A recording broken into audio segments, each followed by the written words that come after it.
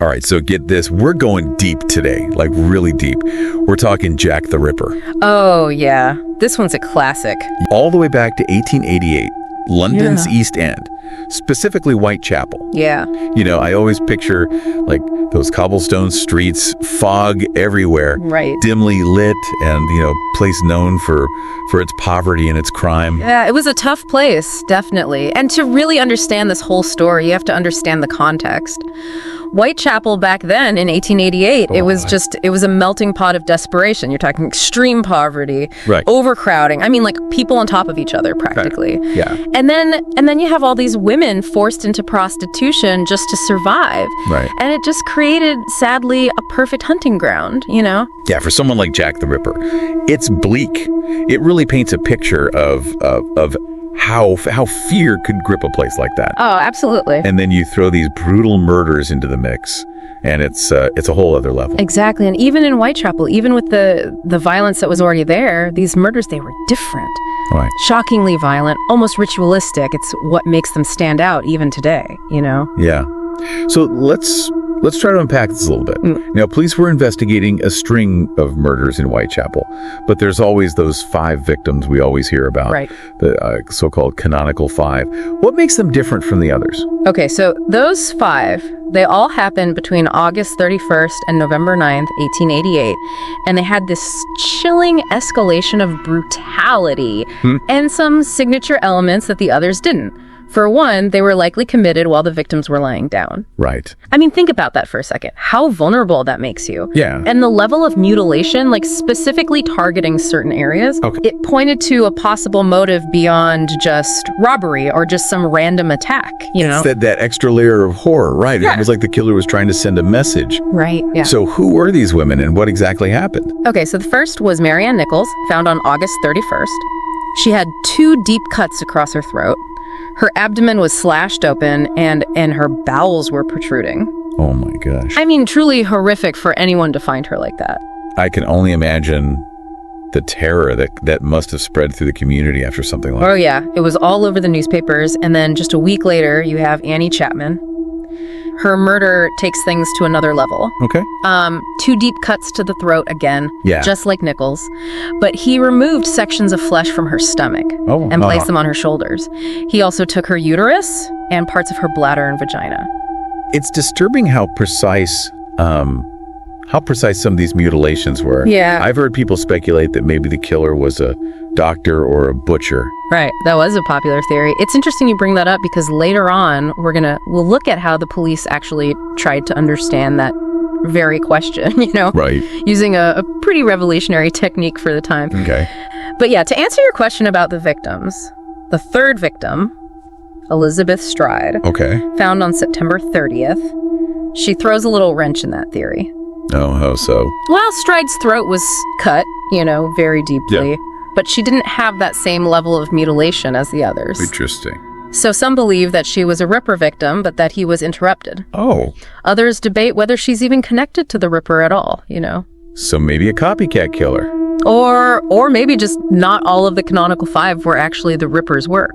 It's a question that's haunted this case for years, really. Yeah. But on that same night as Stride's murder, Okay. you have another victim, Catherine Eddowes, Uh-huh. which makes this the infamous double event night. And with Eddowes, that level of brutality, it comes roaring back. So what happened to her?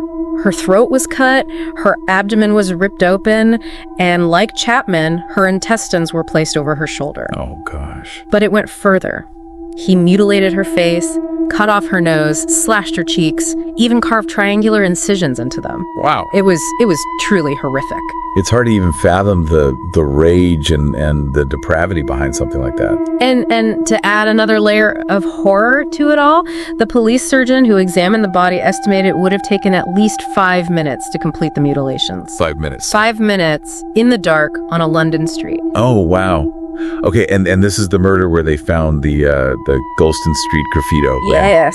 A piece of Eddowes' apron was found. It was covered in blood Right. near a tenement building, and above it, someone had scrawled in chalk, the Jews are the men that will not be blamed for nothing. Right. Whether it was written by the killer or not, it fueled a lot of anti-Semitism at the time. Adding another layer of fear and complexity to the case. So it's not just the brutality of the murders themselves, but also these little details, these clues that may or may not be clues. Exactly. That keep people coming back to it. Right? Yeah. It's like everyone wants to be the one to finally solve the puzzle. Exactly. And then you have the final victim, Mary Jane Kelly. Right. Her murder on November 9th was the most brutal of them all. This is the one that always stuck with me. The sheer brutality of it is almost unimaginable. It truly is. Kelly was found in her single room, mutilated beyond recognition. Almost all of her organs were removed from her abdomen, some placed beneath her head, others scattered around the room. I mean, it was a scene of unimaginable horror. And this was also the murder where it seemed like the killer actually spent some time in the room with the body, right? That's right. Ashes in the fireplace suggested he had burned items for light while he committed these acts. Gosh. It's just another layer of darkness to an already profoundly dark story. Okay, so we have these 5 horrific murders, a city gripped by fear, and this killer that seemingly just vanished into thin air. Right. What were the police doing to try to catch him? I mean, this was the 1880s. Forensic technology wasn't exactly what it is today. You're right, it was a very different time for investigations, but the police, they were using every method they had. Over 2,000 people were interviewed, 300 were investigated, and 80 were detained. Wow. They conducted extensive inquiries, going door to door, interviewing witnesses, trying to piece together clues. They were even analyzing, the limited forensic evidence they had, Sure. footprints, bloodstains, anything that might help them identify the killer. That must have been incredibly frustrating for them, knowing that somewhere out there is this monster, and they had such limited tools to track him down. It was. And I imagine the public must have been demanding answers. Yeah. Did the police share much about their investigation? That's where things get interesting. They were very hesitant to share information, partly because they feared creating mass panic. Right. But also because they didn't want to tip off the killer or compromise the investigation. I can understand that, but holding back information, sometimes that creates more suspicion and distrust, doesn't it? Yeah. Did it backfire on them at all? Well, it definitely fueled the media frenzy, that's for sure. Oh, I bet. The newspapers were having a field day with this case, often reporting, rumors and conjecture as fact, Yeah. which just added another layer of chaos and confusion to the whole situation. But before we get into the media's role, there's another intriguing part of the investigation we need to explore. Oh, okay, I'm hooked. What else did they have up their sleeve? So remember how you mentioned that some people thought the killer might be a doctor or a butcher Right. because of how precise the mutilations were? Right. Well, the police were thinking about that too, Yeah. And to try to get some answers, they turned to a technique that was pretty cutting edge at the time, something called criminal profiling. Wait, criminal profiling in the 1880s? That was even a thing back then.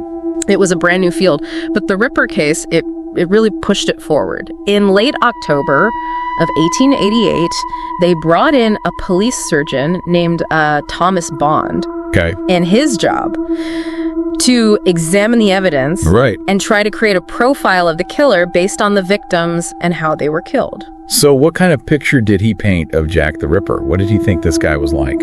Well, Bond believed that all 5 murders were committed by the same person. Right. And he theorized that the killer was a man of solitary habits, Right. prone to, periodical attacks of homicidal and erotic mania. He even suggested that the killer might have a condition called satyriasis. Satyriasis, you don't hear that word every day. What exactly does that mean? Basically, an excessive or uncontrollable sexual desire in men. Oh. Bond was suggesting that this overwhelming urge, it might be, driving the killer's actions. Wow. So he was really trying to get inside the head of this killer, understand his motivations? Right. But I'm guessing it wasn't as simple as just pinning it on some uncontrollable urges, was it? You're right. Bond also concluded that the killer, despite the precision of the mutilations, Right. was not a skilled surgeon or a butcher. He believed that whoever this was, they were familiar with handling knives, but not in a professional capacity. So not a doctor or someone with formal anatomical training. Right. That rules out a lot of suspects, but also makes it even more mysterious, doesn't it? It does. And it's important to remember that this was groundbreaking stuff. Right. Trying to understand the psychology of a killer to catch them. Yeah. But it's a good place to pause and pick up next time. Agreed. We've covered a lot of ground already. Yeah. But there's still so much to uncover. We've got the media frenzy, those chilling letters, and of course, the biggest question of all, who was Jack the Ripper? We'll dive into all of that and more next time. Until then, keep those theories coming. You never know. Maybe you'll be the one to finally crack this case wide open.